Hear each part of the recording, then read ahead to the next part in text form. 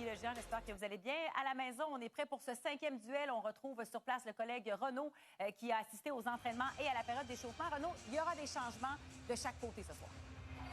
C'est avec Michel et Éric pour ce 5e duel. Messieurs, on va tout de suite regarder vos choix de mise au jeu plus pour mettre la table pour ce match numéro 5. Éric, tu veux commencer?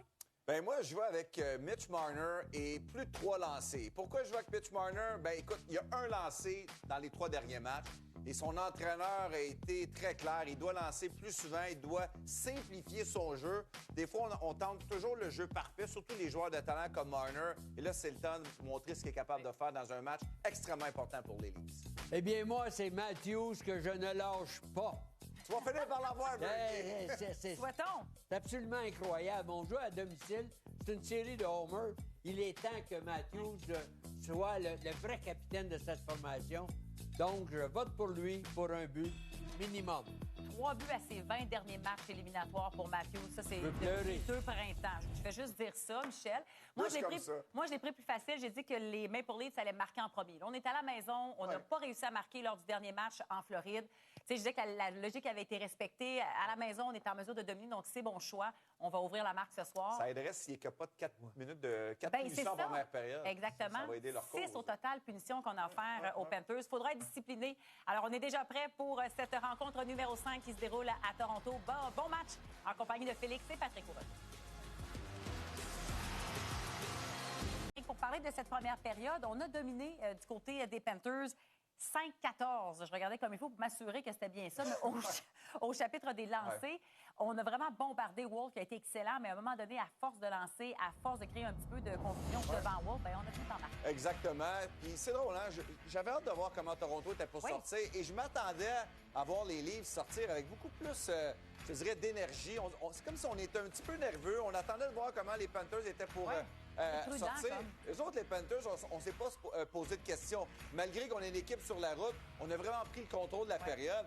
Et la force, et Pat le mentionnait, la profondeur des Panthers, les 1, 2, 3e trio, tout le monde contribue offensivement. Et pour moi, la série peut jouer à ce niveau-là parce que oui, on va focuser sur les joueurs vedettes avec raison, mais la profondeur des Panthers, pour moi, est en train vraiment de gagner cette série-là. Et en plus de ça, si tu ajoutes, écoute, un petit peu de production de tes attaquants, quand tu passes... Parce qu'on a donné 6 punitions lors du dernier match. La ligne est mince entre exact. prudent et un petit peu de nonchalance. Et laisser aller aussi. On est comme trop poli du côté des Leafs. Puis moi, je vois pas une équipe qui joue avec le sentiment d'urgence. C'est vrai. Et je te dirais que c'est assez urgent, là. Ça commence à être urgent. Je veux qu'on retrouve Renaud en compagnie de Jesper Beauvais. Justement, comment les Panthers pensent de cette première période, parce qu'on domine. On l'écoute. Jesper, what did you...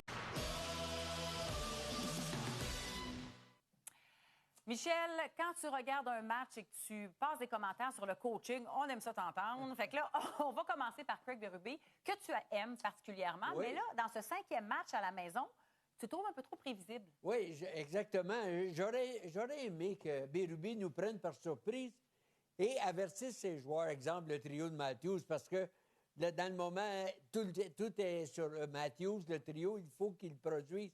Puis là, encore une fois, je regarde la première période, 1, 2, 3, 4, 1, 2, 3, 4. Je regarde daily le temps d'utilisation. Matthews, 4 minutes 50. Lawton, 3e trio, 3 minutes 48. Domi, 3 minutes 41. Ça, c'est avant le jeu de puissance. Là. Avant le jeu de puissance. Vraiment tout le temps 5 contre 5. Donc, c'est pas normal. J'aurais aimé ça, là. Exemple, juste un exemple comme ça, là, d'ancien coach, là. Tu sais, qui débute avec le trio de Matthews, reviennent avec Tavares, reviennent avec Matthews. Parce que un peu. Tu déstabilises l'autre entraîneur. Là, Paul Morris, qui a beaucoup d'expérience, voit la stratégie de Berube. Il dit, tu veux opposer... Parce qu'on match les lignes, l'expression anglaise. Là. On match les lignes, fait que ça permet à Paul Morris de matcher son duo de défenseurs. Ouais. Là, c'est Ekblad et Forsling qui jouent contre le trio de Matthews. Non, j'aime pas ça parce que Matthews, là, après la première période, prend pas de douche, tout est correct. Non, mais c'est pas normal. Tu joues à la maison, tu veux que la foule soit excitée, bien, il faut que tes joueurs t'en donnent. Mais si le premier trio n'est pas plus utilisé que le 4e trio, bien, too bad, on voit ce qui est arrivé en première période. C'est bien dit. Du côté des Panthers, on a parlé de l'acquisition de Brad Marchand. Bill Zito est allé, le tout pour le tout, aller chercher un vétéran. On voit à quel point ça fonctionne. Et tu fais un peu une comparaison avec ce qui s'est passé à Montréal quand Suzuki est allé voir son directeur général en disant « touche à rien, on va essayer d'aller loin ».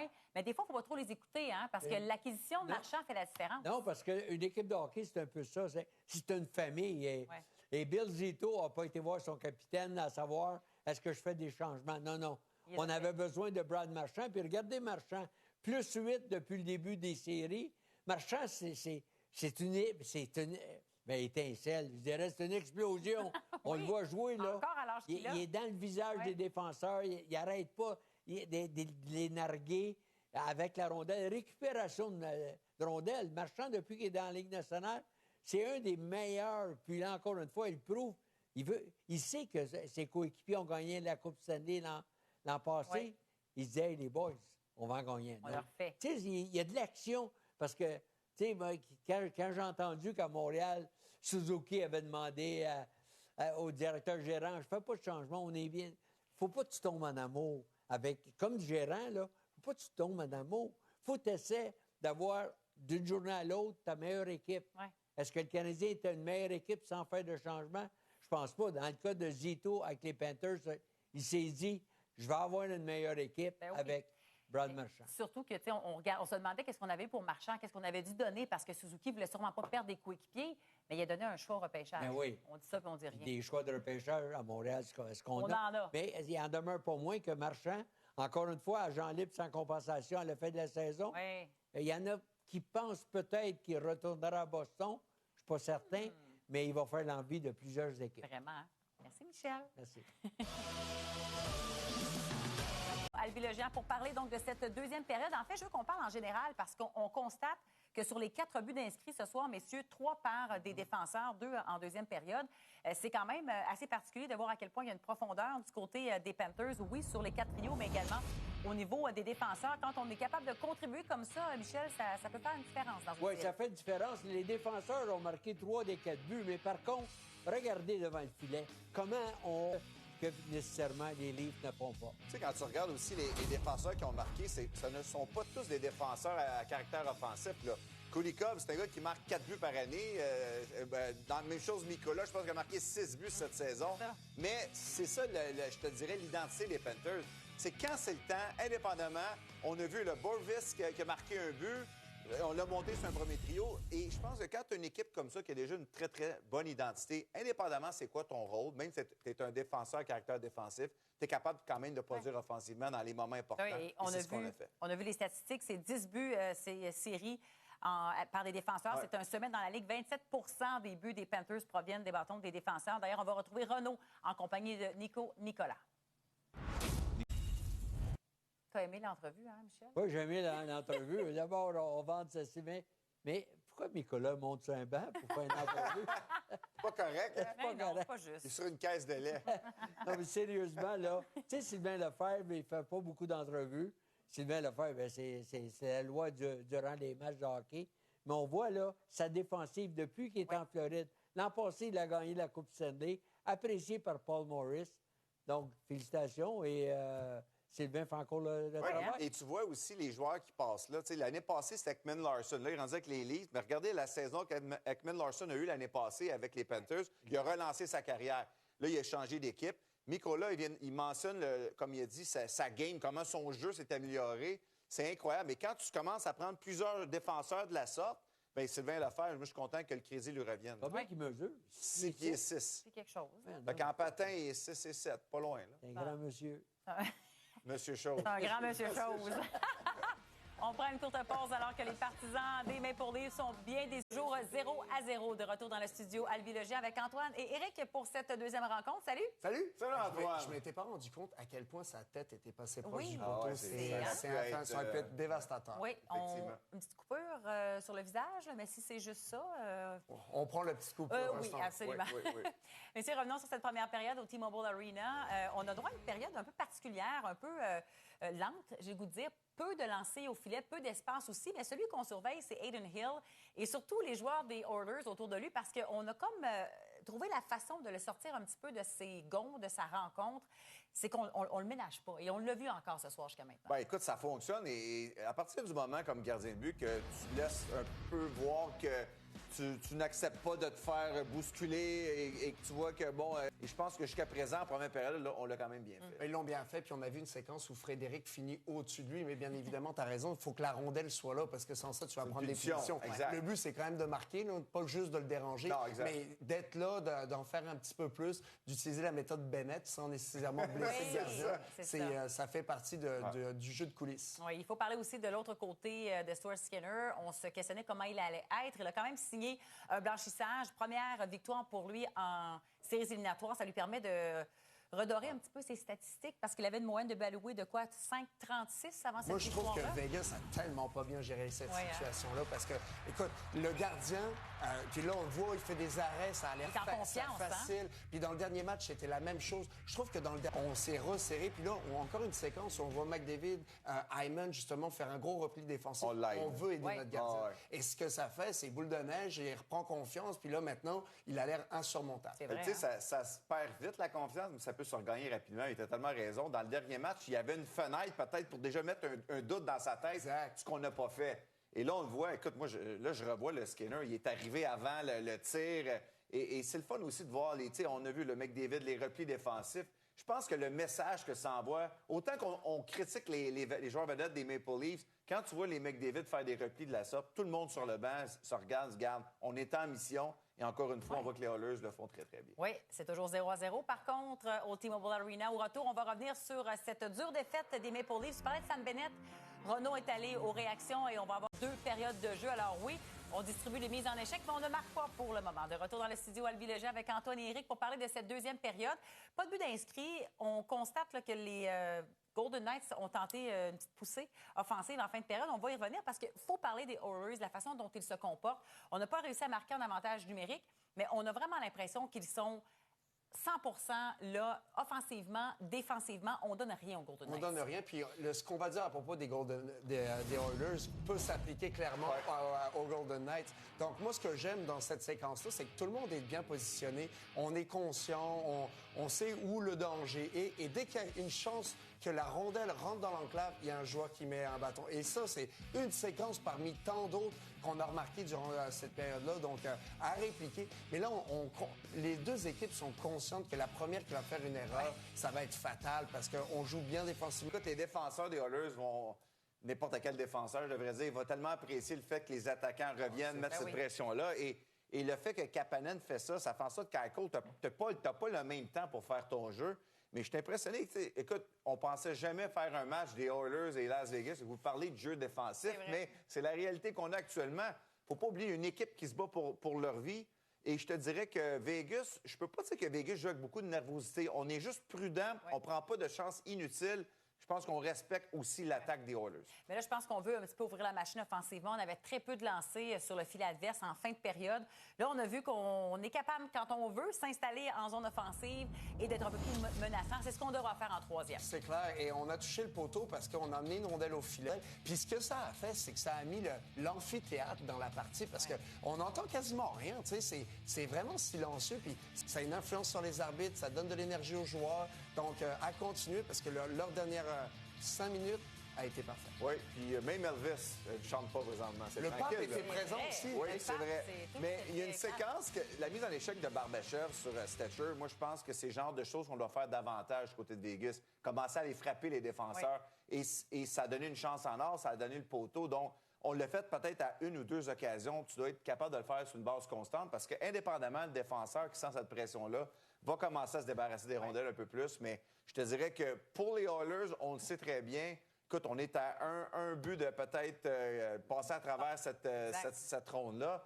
Mais l'avantage numérique doit quand même créer de meilleures chances de marquer parce que non seulement on n'a pas marqué, mais ça n'a même pas donné vraiment de momentum aux Oilers. Puis, un point de rupture, ça serait probablement de changer. Je trouve que Bouchard, on ne l'utilise pas assez. Bouchard, on ne l'utilise pas. Aucun lancé, là. Aucun lancé. J'ai l'impression qu'on essaie toujours le jeu parfait, alors que lui est capable, justement, d'envoyer des boulets de canon, puis après ça, créer du chaos. Puis si tu donnes du chaos à Draisaitl, McDavid, eux autres vont savoir quoi faire avec. C'est clair. On prend une courte pause alors qu'on vous rappelle, c'est toujours 0-0. Et au retour, on vous parle des rendez-vous de demain alors que il y a deux équipes qui font face à l'élimination dès 19h.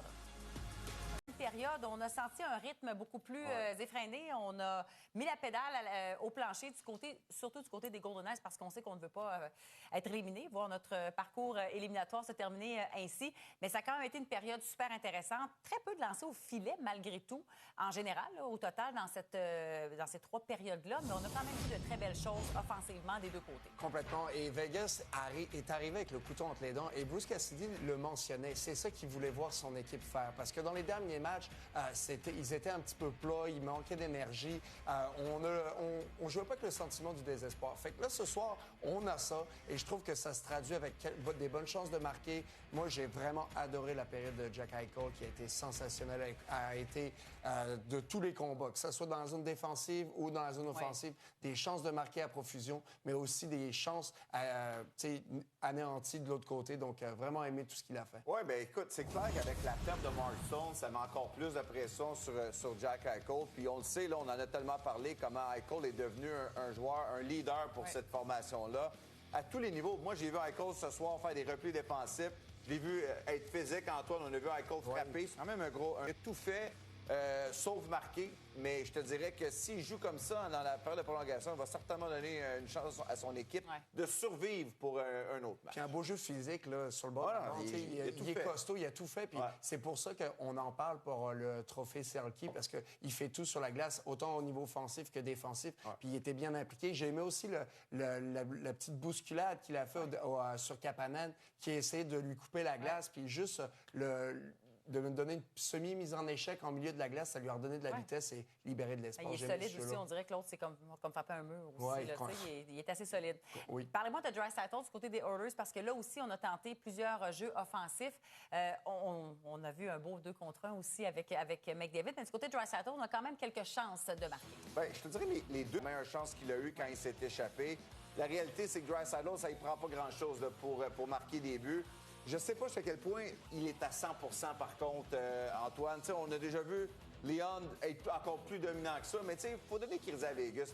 C'est un match qui n'a pas beaucoup d'espace sur la glace. Tu dois vraiment travailler tes chances de marquer. Tu n'as pas de chance vraiment gratuite. Là. Les chances qu'on a vues d'un côté comme de l'autre, c'est vraiment des chances qui ont été travaillées par la part des joueurs. Là. Puis, ils ne jouent pas non plus avec McDavid. Là, parce qu'ils sont sur la route, ils les séparent pour justement donner beaucoup plus de chances de marquer. Pour les match-ups, il ne veut pas que ça exactement. Puis faire en sorte que tu aies 2 trios sur la glace qui fonctionnent plutôt qu'un seul. Donc, ça a un impact, veut pas, sur les qualités de chance qu'il crée. Parce que quand le duo est ensemble, c'est sensationnel, ça fait des chances de marquer. C'est pas la même chose quand tu joues avec Paul Zorkin puis Kapanen que quand tu joues avec McDavid puis Hyman. Ah ouais, avance, là. Ça patine, mais il travaille fort pour lui. Non, il travaille. Puis pas de Cousin dans les mains, il joue bien aussi là, pour eux autres. On parlait de McDavid, je vous mentionnais ce fameux 2 contre 1. Il n'y avait pas eu beaucoup de lancers, en fait, aucun, je pense, même au filet. C'est son premier tir. On fait vraiment du bon travail. J'ai écouté Alex en parler pendant la... C'est sur le premier poteau, puis il a limité l'espace. Peut-être qu'on aurait vu une passe rapide tout de suite en décollant, parce que ce que ça a fait, il a ralenti le jeu, puis il y a eu la pression du retour qui est venue, puis cette passe-là était plus disponible après. Et pour Adin Hill, comme gardien, ça simplifie ton jeu. Si ton défenseur peut jouer comme il faut, ta responsabilité, c'est le tir. Adin Hill a fait le travail. D'ailleurs, on a parlé beaucoup d'Adin Hill qui était dérangé dans le dernier match. En première période, on l'a vu, on l'a brassé un peu. Mais je trouve que les deux gardiens ce soir sont vraiment dans leur élément. Adin Hill, mais Stuart Skinner aussi. Dans le cas de Hill, c'est vrai qu'on l'a un petit peu malmené pendant la première période. Bon, c'était un peu aussi... À chaque fois qu'il y a une chance de marquer, le repli défensif, il est là. Donc, les joueurs d'attaque doivent prendre leurs décisions tellement rapidement, analyser, scanner la glace, faire en sorte que ça soit rapide. Pas toujours facile. Des fois, ces joueurs-là, ils ont besoin d'un petit peu plus de temps. Et, mais c'est une chance finie. Ça ne sera pas un beau but ce soir. Non, ça sera pas un mais beau but. on voit les chances, c'est pas des 2-3, c'est une bonne chance, c'est fini puis on après. part de l'autre côté. Il n'y a pas eu vraiment de deuxième, troisième. Fait que, tu sais, il y a deux choses. C'est sûr que les gardiens ont bien contrôlé les retours de lancer ou leurs défenseurs ont fait le travail pour récupérer des rondelles libres. Mais moi, d'avoir Stuart Skinner jouer comme ça, si je suis un joueur des Oilers, ça me donne vraiment une dose de confiance parce que là, on retrouve notre gardien de but.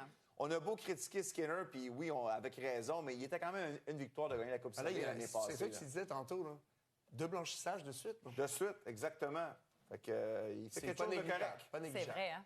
En tout cas, il lit... Pas juste la moustache, Élie. Qu'est-ce qu'elle a, la moustache, Skinner? C'est une belle moustache. Ah, c'est spectaculaire. C'est une vraie. Spectaculaire. Oh oui. Sur cette moustache, on va prendre Une courte pause? on va prendre une pause. Ah ben... Puis au retour, affilez vos moustaches parce que je veux vos prédictions pour le retour, la première On est période prêt? de prolongation. Je sais que vous êtes prêts.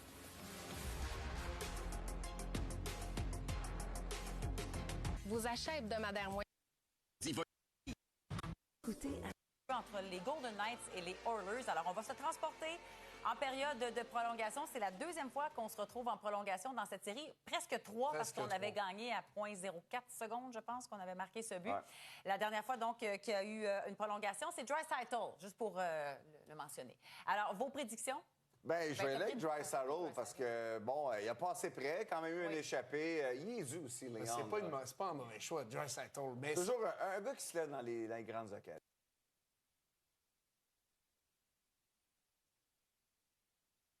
Période de prolongation, c'est la deuxième fois qu'on se retrouve en prolongation dans cette série. Presque trois, parce Presque qu'on avait trois. gagné à 0,04 secondes, je pense, qu'on avait marqué ce but. Ouais. La dernière fois, donc, qu'il y a eu une prolongation, c'est Draisaitl, juste pour le mentionner. Alors, vos prédictions? Ben, je vais aller avec Catherine? Draisaitl parce que, bon, il a passé près, quand même eu un Oui. échappé. Il est dû aussi, Léon. c'est pas un mauvais choix, Draisaitl. Mais Toujours un gars qui se lève dans les grandes occasions. Il est Et dû, je vais y aller ouais. Nicolas Roy pour c'est vrai Las qu'il Vegas. il joue un bon match. Il joue un bon match. C'est seulement un tir, mais c'est quand même quelqu'un qui peut marquer des gros buts, Ok. qui l'a déjà fait dans le Tu as passé. tout à fait raison. Puis j'aimais comment il se déplaçait avec la rondelle ce Ouais. soir, surtout en territoire offensif. Pour ma part, Eichel, je pense qu'il va concrétiser c'est un bon choix. son match qui est sensationnel. Puis Klingberg, le grand retour arrive à point. Hey, À mais qui c'est attendre? Un ancien des Stars de Dallas. J'ai toujours une connexion avec Dallas. Antoine. J'ai de la misère. Éric, que veux-tu? J'ai pas les ciseaux pour couper Je la pensais qu'on corde. le laissait tout le temps sur la série de Dallas. Puis là, il apparaît sur notre série. Dallas revient toujours. Bon, moi, j'ai dit Connor Brown parce qu'il est bon. Ben oui. Bon, il joue bien dans cette série-là. Exactement. Connor Et Brown. là, j'avais surligné Nicolas Roy, mais tu l'as volé. Ah, mais c'est correct. Il a gardé tes notes classiques. Il regarde tout le temps mes Ah, c'était notes. ça, la ligne jaune. Voilà. Alors, je vais y aller avec Thomas Hertel. Pourquoi pas? Ben oui, pourquoi C'est pas. correct. Mais si jamais Nicolas Roy marque, par exemple, il va falloir qu'on se parle. On se parlera. Ah, il est copié à un moment donné, là, hein? C'est ça. Alors, on est prêt pour cette période de prolongation. Denis et Alex vous attendent.